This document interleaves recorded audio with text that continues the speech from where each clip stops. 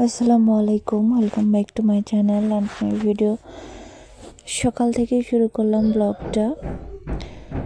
সকালে উঠে নুডলসটা রান্না করে নিচ্ছি, ভাবলাম যে আজকেও নুডলস খাই, তো সেই ভাবনা থেকেই রান্না করা। আর রাত্রের ভাত ছিল, অনেকটা ভাত বেঁচে ছিল, খাওয়া হয়েছিল না রাত্রেবেলা, তো ভাবছিলাম ভাতটা একটু ভাজি করব। তারপরে কি যেন মনে হয় অলসতা লাগলো নাকি, পরের ভাতটা ভাজি করা হয় নাই। তো কালকে আমাদের দেশের বাড়ির থেকে অনেক কিছু এসেছে, তো গাছ পাকা জলপাই আমার শাশুড়ি পাঠিয়ে দিয়েছে, তো ভাবলাম যে এটাতে একটু আচার করি। তো এগুলা কিন্তু আমি এটা ভেজে নিয়েছি, শুকনো মরিচ, সাদা এলাচ, আর কি বলে যেন মসুর নাই, ধনে গোটা ধনে। তো আমি এটা বেটে নেব, ভাজি করে নিয়েছি। ভাজি করার পরে এটা একটু বেটে নেব। এই গুঁড়োটা দিলে আচারের টেস্টটা মানে একটু বেশি হয়, তো সেই ভাবনা থেকেই এটা ভাজি করে আমি বেটে নিচ্ছি। তো বাটাটা কিন্তু খুব কষ্টের, কিছু করার নাই, বাটতেই হবে। আর আমার বাটতে ভালো লাগে, বাটা মানে যে কোনো জিনিসই যদি আমার শরীর ভালো থাকে তাহলে আমি বাটতে খুব পছন্দ করি। যাই হোক, তো বেটে নেই। যেগুলো জলপাই পাকা ছিল সেগুলো আমি এমনি চটকে নিয়েছি, আর যেগুলো কাঁচা ছিল ওগুলো একটু সিদ্ধ করে নিয়েছি। তো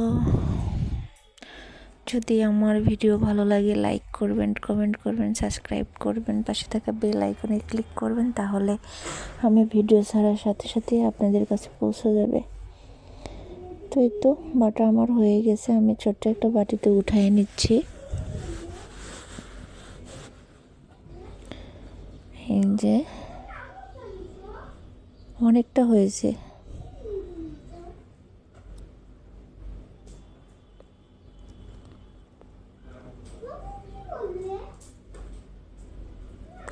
শীত পড়ে গিয়েছে কিন্তু ঢাকায়, এতদিনও শীত ছিল না, কিন্তু আজকে শীতটা বেশি। আমি তো গোসল করতেই ভয় পাচ্ছিলাম।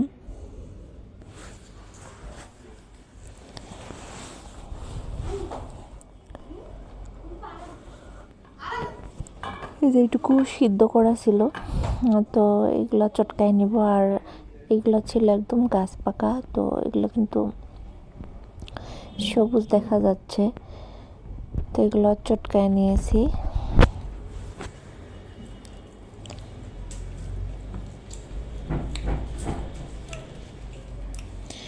আচার বানানোই হয় না, সত্য কথা যেটা। আচার টুকটাক বাসায় যে কিছু করা আচারের আইটেম আমার হয়ই না, হয়তো কখনো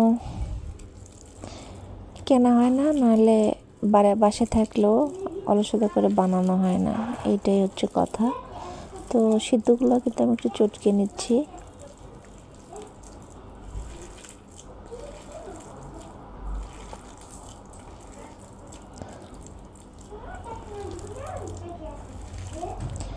আর বাচ্চা কাচ্চা তো আছে, এরা কিন্তু জ্বালায়, যথেষ্ট পরিমাণ জ্বালায়।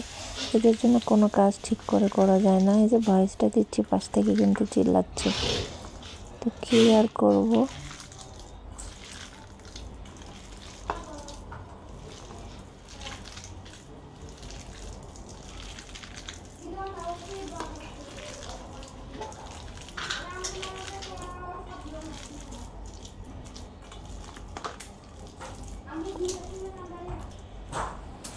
এই যে চটকে নিলাম, হয়ে গেল চটকানো।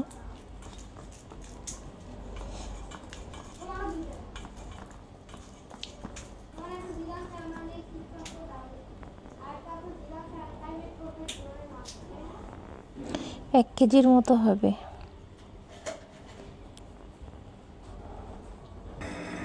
তো আমি 1 কাপ তেল নিয়েছি, এটা সরিষার তেল, একদম অরিজিনাল সরিষার তেল।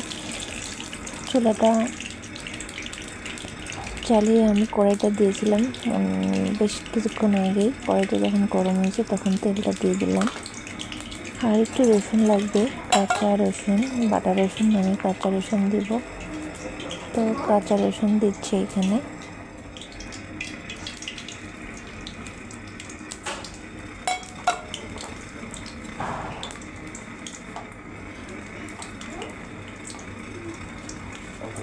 আর রসুনটা একটু লাল লাল করে করতে হবে। যখন কালারটা লাল হয়ে যাবে তখন আর আমি এখানে দিয়ে দিচ্ছি পাঁচফোড়ন।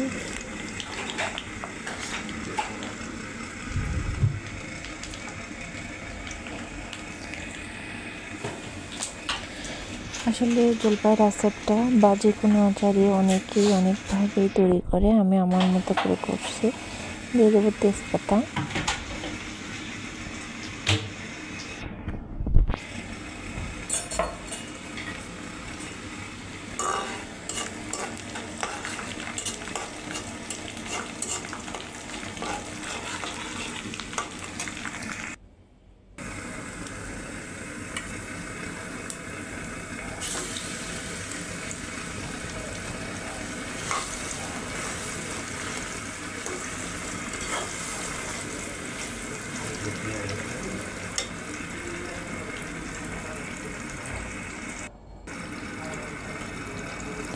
তো এখানে আমি কিন্তু জলপাইগুলো দিয়ে দিয়েছি।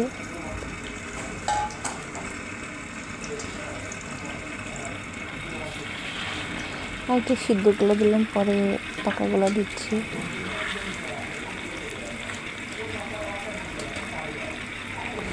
আমার ভয়েস দিতে গেলে সমস্যা হয়, দেখেন পাশে থেকে প্রচুর কথা হচ্ছে, আর এই কারণে আমার মনোযোগটা চলে যায়, অন্যদিকে চলে যায়, হয় না ভালো মতো ভয়েসটা দেওয়া।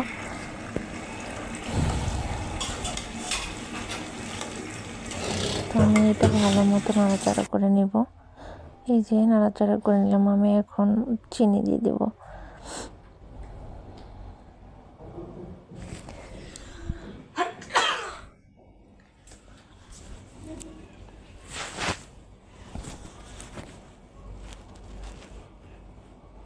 আসলে এক হাতে ক্যামেরা আর এক হাতে নাড়াচাড়া কষ্ট হয়।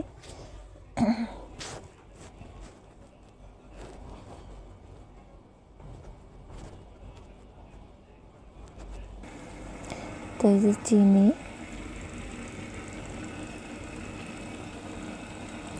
চিনিটা আসলে কেউ যদি টক মিষ্টি খেতে চান তাহলে সেইভাবে দিবেন, আর যদি কেউ মিষ্টি খান তাহলে সেভাবে দিতে হবে।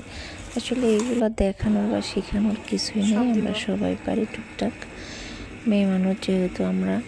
আর এটা দেখে না শিখলেও নিজের মনের মতো করেও যদি বানানো যায় তাহলেও ভালো লাগে।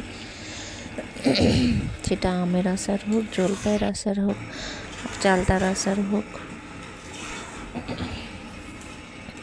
শীত আসতেছে, এখন গলাটা বসে যাবে আমার, তো আমি কিন্তু ধনে গুঁড়াটাও দিয়ে দিয়েছি। এই যে